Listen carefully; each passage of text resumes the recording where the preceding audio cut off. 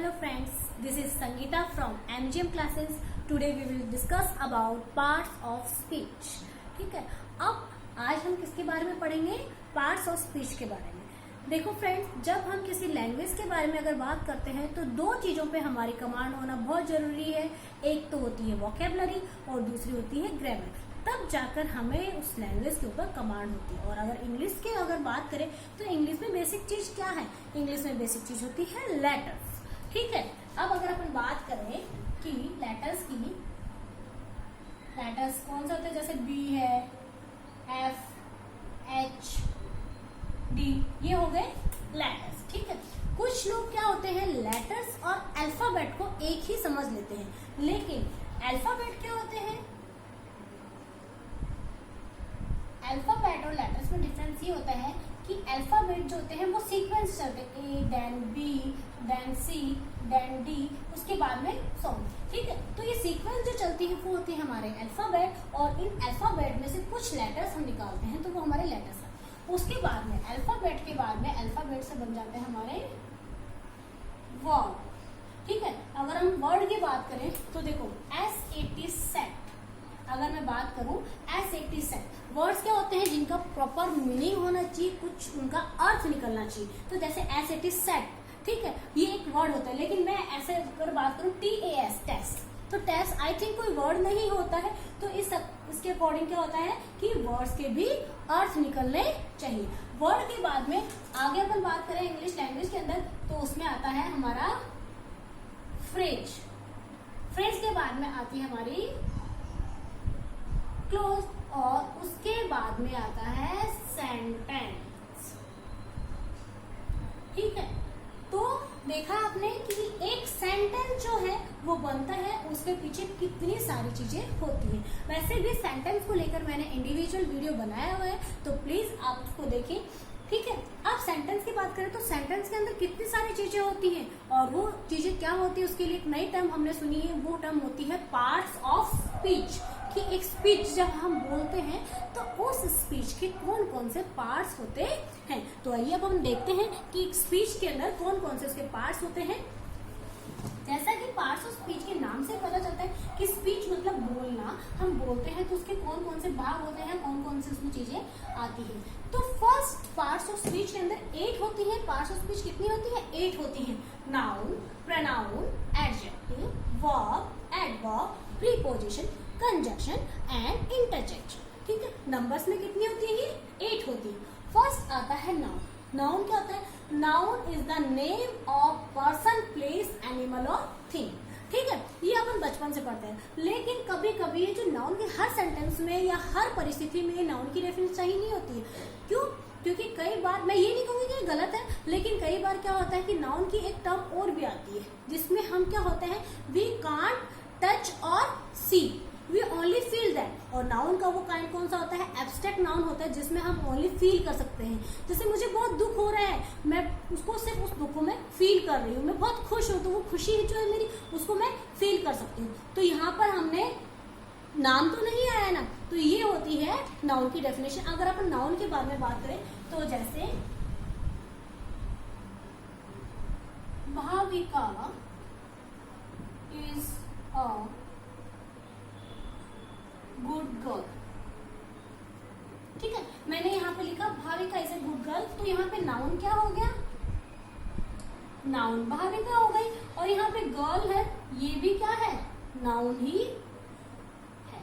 ठीक है, अब ये कौन से नाउन है? भाविका जो है वो प्रॉपर नाउन है, और गर्ल जो है इसकी कैटेगरी बनाई है तो ये कॉमन नाउन आ गई। लेकिन नाउन के भी ये अलग अलग जो काइंड्स है उनके बारे में हम नाउन का जो इंडिविजुअल टॉपिक के बारे में जब डिस्कस करेंगे तो उसमें हम देखेंगे। अभी यहाँ पर हम सिर्फ ब्रशअप कर रहे हैं, इनके बारे में समराइज करके हम यहाँ पढ़ रहे हैं। तो क्या हो गया? नाउन क्या हो गया है? नाउन भाविका किसी पर्सन का नेम है, तो नाउन क्या होता है? नाम होता है किसी पर्सन का, प्लेस का, एनिमल का और थिंग का। अगर हम बात करें, छोटे बच्चे होते हैं जिनको अपन को सिखाना होता है तो उनसे हम नॉर्मली ये पूछ लेते हैं क्या इस रूम में कोई हमें नाउन दिखाई देता है? तो हाँ, ये जो बोर्ड है, डस्टर है, मार्कर है, या फिर अपन खुद हैं, तो ये हम सब क्या है? यहाँ नाउन है। उसके बाद में नेक्स्ट एक चीज और मैं यहाँ बताना चाहूंगी कि एक सेंटेंस जो होता है उसमें नाउन की क्या, उसका फंक्शन क्या होता है। थोड़ी सी बड़ी क्लास में जब आता है तो पूछा जाता है कि कोई भी एक सेंटेंस होता है तो उसमें नाउन का फंक्शन क्या होता है। तो ये सिंपल सी है कि नाउन क्या काम करता है। तो सिंपल सा है कि नाउन एक डूअर का काम करता है। क्या काम करता है? डूअर का। जैसे मैंने यहाँ पे लिखा हर्ष सिंग्स अ सॉन्ग। ठीक है, अब हर्ष यहाँ पर क्या काम कर रहा है? हर्ष तो हो गया नाउन, और उस नाउन का काम क्या है कि वो यहाँ पर क्या कर रहा है? गाना गा रहा है। ठीक है, गाना गाने का काम करता है। तो उसने क्या किया? नाउन यहाँ पर क्या हो गया? डूअर। कि कोई एक्शन जो है उसको डूअर जो होता है वो हमारा नाउन होता है। एक सेंटेंस के अंदर नाउन का काम होता है या फंक्शन जो होता है वो डूअर का फंक्शन होता है। ठीक है, अब ये हो गया हमारा नाउन। नेक्स्ट जो चीज है वो हम पढ़ेंगे, क्या है हमारा पार्ट्स ऑफ स्पीच? कौन सा है? प्रोनाउन। क्या होता है प्रोनाउन? वो वर्ड जो यूज किए जाते हैं कहाँ पर? Place of a noun. कि वर्ड्स जो नाउन की जगह पे काम में लिए जाते हैं वो होते हैं हमारे प्रोनाउन। अब जैसे मैंने लिखा word Noni is a small girl. Noni plays. ठीक है, नोनी छोटी सी गर्ल है और वो आप खेल लेती है अच्छे से। ठीक है, अब मैंने नोनी वर्ड जो है यहाँ भी मैंने नोनी लिखा और यहाँ भी मैंने नोनी लिखा। तो ये क्या हो गया है? यहाँ भी नाउन हो गया है और यहाँ भी नोनी क्या है? नाउन है। ठीक है, लेकिन मैं अगर इस नाउन को, यहाँ तो नाउन है, इस नाउन को हटाकर यहाँ पे मैं यहाँ लगा दूं, मैं उसके लिए गर्ल्स के लिए क्या यूज करते हैं? शी। तो मैं यहाँ लगा दूं सी, तो शी क्या हो जाएगा? प्रोनाउन। शी क्या हो जाएगा? प्रोनाउन हो जाएगा। तो देखा हमने कि इस तरह से नाउन की जगह पे उसको हटाकर उन दूसरे शब्दों को जिनका वर्ड यूज, जो दूसरे वर्ड यूज किए जाते हैं तो वो हमारे प्रोनाउन होते हैं। जैसे बॉय के लिए ही आता है, गर्ल के लिए शी आता है। ठीक है, इट वगैरह है, तो ये हमारे प्रोनाउन में आते हैं। उसके बाद में नेक्स्ट आता है, और वही प्रोनाउन का फंक्शन क्या होता है? वही जो नाउन का फंक्शन होता है वही प्रोनाउन का फंक्शन होता है कि वो एक सेंटेंस के अंदर डूअर की भूमिका निभाते हैं। फिर आता है हमारा एडजेक्टिव। एडजेक्टिव क्या होता है? ये क्वालिफाई और क्या करते हैं किसको? नाउन और प्रोनाउन को। मतलब एडजेक्टिव होते हैं वो क्वालिफाई या डिस्क्राइब करते हैं किसको? करते हैं नाउन और प्रोनाउन को। अब इसी का आप सेंटेंस देखते हैं।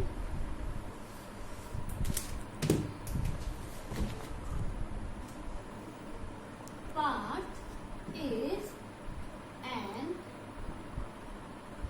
Intelligent boy. ठीक है, पार्थ क्या है? इंटेलिजेंट बॉय है। तो यहाँ पर क्या हो गया? पार्थ नाउन। ठीक है, अब यहाँ पर पार्थ की विशेषता क्या बताई है? कि वो एक इंटेलिजेंट बॉय है। तो यहाँ पर ये जो वर्ड है ये हो गया हमारा एडजेक्टिव। मीन्स क्या हो गया? कि जो नाउन और प्रोनाउन के बारे में बताए, उनकी विशेषता बताए, वो हमारा क्या होता है? एडजेक्टिव। उनके गुण या विशेषता बताए। ठीक है, अब इसकी जगह जैसे इंटेलिजेंट है, ब्यूटीफुल है, बहुत अलग अलग उनके गुण के बारे में, उनकी विशेषता के बारे में बताता है, तो वो होता है हमारा एडजेक्टिव। उसके बाद में नेक्स्ट अपन चलते हैं वर्ब। वर्ब क्या होता है? जब हम छोटे होते हैं तो वर्ब क्या होता है? Word which tell what somebody or something does. ठीक है, जब हम छोटे होते हैं तो हमें जब डेफिनेशन स्टार्टिंग में लर्न कराई जाती है तो action or doing verb are called verb. ठीक है, एक्शन और डूइंग जो होते हैं वो हमारे वर्ब। लेकिन कई बार जो होता है वो ऐसा नहीं होता है। जैसे मैंने लिखा he is happy, he is happy. I think इसमें कोई एक्शन नहीं हो रहा है। ठीक है, तो हैप्पी क्या है? हैप्पी यहाँ पर बीइंग ऑफ स्टेट है कि वो वहां पर खुश है। तो यहाँ पर एक्शन नहीं है। तो हर सेंटेंस के अंदर यह जरूरी नहीं होता है कि वर्ब जो है एक्शन या कुछ काम करा जा रहा है तो वही वर्ब हो, ऐसा नहीं है। लेकिन कई बार एक्शन और बीइंग ऑफ स्टेट के बारे में बात की जाती है तो वो भी हमारा वर्ब ही होता है। ठीक है, अब हम बात करें जैसे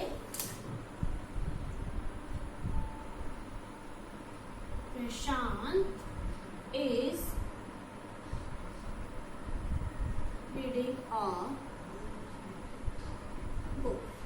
प्रशांत एक बुक पढ़ रहा है। प्रशांत क्या कर रहा है? अभी क्या काम कर रहा है? बुक पढ़ने का काम कर रहा है। मतलब एक्शन क्या कर रहा है वो यहाँ पर? ये हो गया एक्शन। क्या काम कर रहा है वो? बुक पढ़ने का काम कर रहा है। तो ये हो गया हमारा एक्शन। ठीक है, काम क्या किया गया? पढ़ने का काम। तो ये जो वर्ब की डेफिनेशन है एक्शन और डूइंग, ये उसके अकॉर्डिंग है।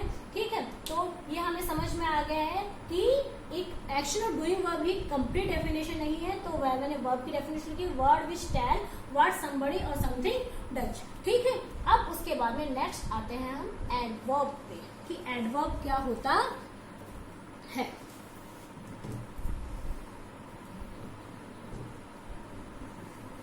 एडवर्ब क्या होता है?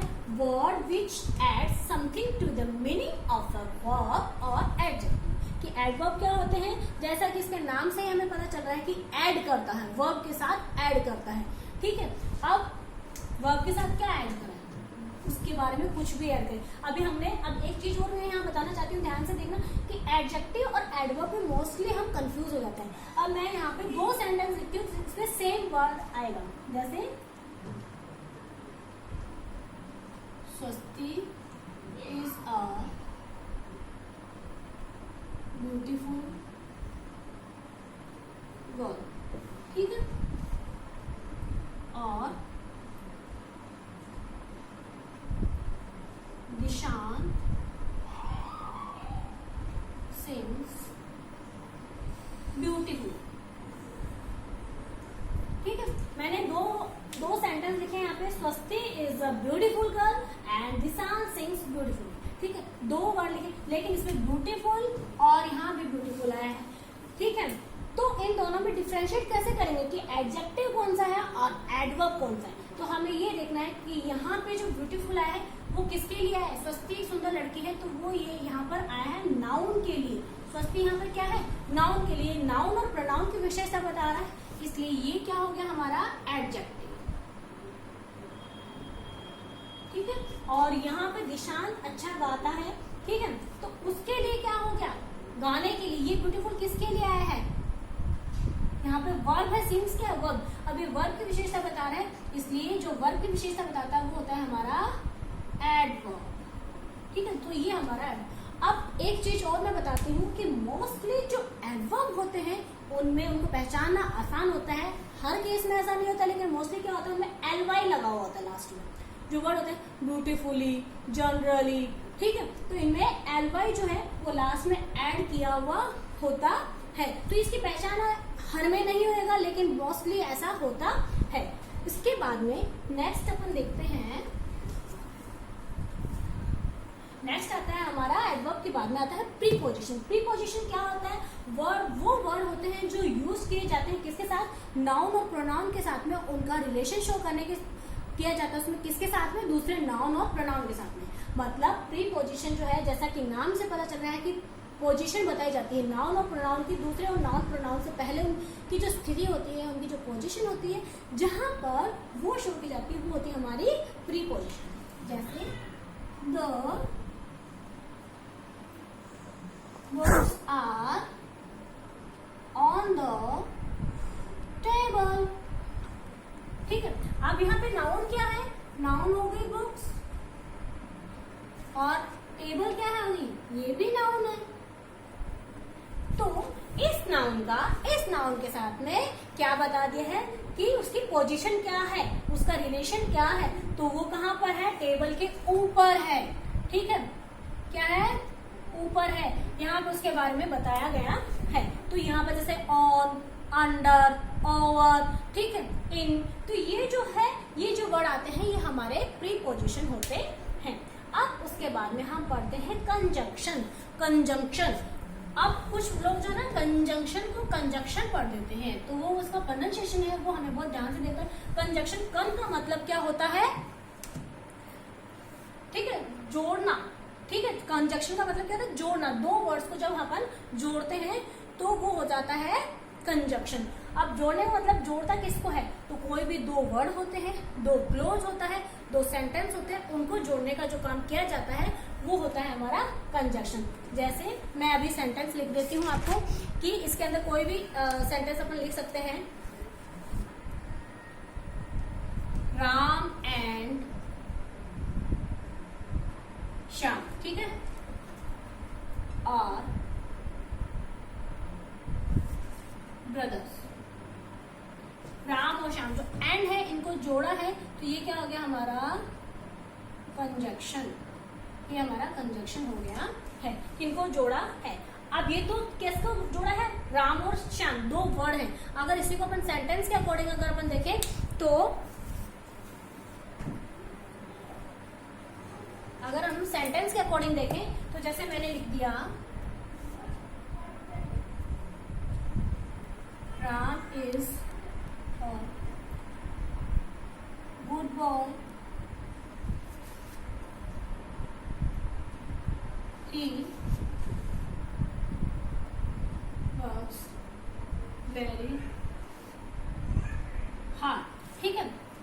Ram is a good boy, he works very hard, तो इसको भी जोड़ के हम लिख सकते हैं Ram is a good boy and he works very hard. तो हमने इसके साथ में भी एंड जोड़ दिया है, तो ये भी कंजक्शन। कंजक्शन के अंदर बिकॉज जैसे आता है एंड, बट, और, ये सब क्या है, ये हमारे कंजक्शन है। तो कंजक्शन वर्ड एक बार फिर बता देती हूँ कि कन का मीन्स जो होता है, मैं लिख के भी बता देती हूँ कि कन जो होता है इसका मतलब होता है टुगेदर, और जंक्शन जो होता है उसका मतलब होता है जोड़ना, ज्वाइन करना, ठीक है। जिनके अंदर वर्ड जोड़े जाते हैं वो हमारा होता है कंजक्शन। और उसके बाद में लास्ट हमारा आता है इंटरजेक्शन। मोस्टली ऐसे सेंटेंस में नहीं आता है, लेकिन जनरली हमारी जो सम सडन फीलिंग्स होती है, एक्सप्रेस करता है हमारी कुछ सडन फीलिंग्स को, तो वहाँ हमारा जो होता है इंटरजेक्शन होती है। सम सडन फीलिंग्स मतलब अचानक जो फीलिंग्स आती है, जैसे ओह वाह मम्मा क्या टेस्टी खाना बनाए, तो ओह वाह एकदम से निकला, ठीक है। कई बार अपन गेम खेल रहे हैं, हार जाते तो अपन बोलते oh shit alas we lost the match, तो अल्लास है, hurray we won the match, हम जीत जाते हैं, तो अल्लास हुर्रे, ये हमारी जो होती है सम सडन फीलिंग्स होती है, ठीक है। जैसे अल्लास, और ये एक्सक्लेमेशन मार्क जो होता है इनकी पहचान होती है, इनमें एक्सक्लेमेशन मार्क्स होता है। अल्लास वी लॉस्ट द मैच, तो यहाँ पे क्या हो गया इंटरजेक्शन, ये हो गया हमारा इंटरजेक्शन, ठीक है। अब इसके बाद में अपन एक बार सारे जितने भी अपन ने पार्ट्स ऑफ स्पीच लिखे हैं तो उनको अपन समराइज कर लेते हैं कि किसी सेंटेंस के अंदर कौन कौन से उसके पार्ट्स ऑफ स्पीच आते हैं। जैसे नरेश इज, मैं एक ही सेंटेंस के अंदर बता देती हूँ, Naresh is rich but miser, ठीक है। अब अपन देखें कि नरेश, नरेश क्या हो गया यहाँ पर, नरेश यहाँ पर हो गया नाउन, ठीक है। अब जो नाउन की विशेषता है, प्रोनाउन की विशेषता बताता है, तो वो हो जाता है हमारा एडजेक्टिव। और यहाँ पर दूसरी फॉर्म नहीं दी है, इस जो है वो भी मोस्टली हेल्पिंग वर्ब होते हैं वैसे, लेकिन वर्ब का भी काम करते हैं, तो ये हो गया हमारा वर्ब। तो नरेश नाउन हो गया, इज वर्ब हो गया, रिच, और बट क्या हो गया हमारा कंजक्शन।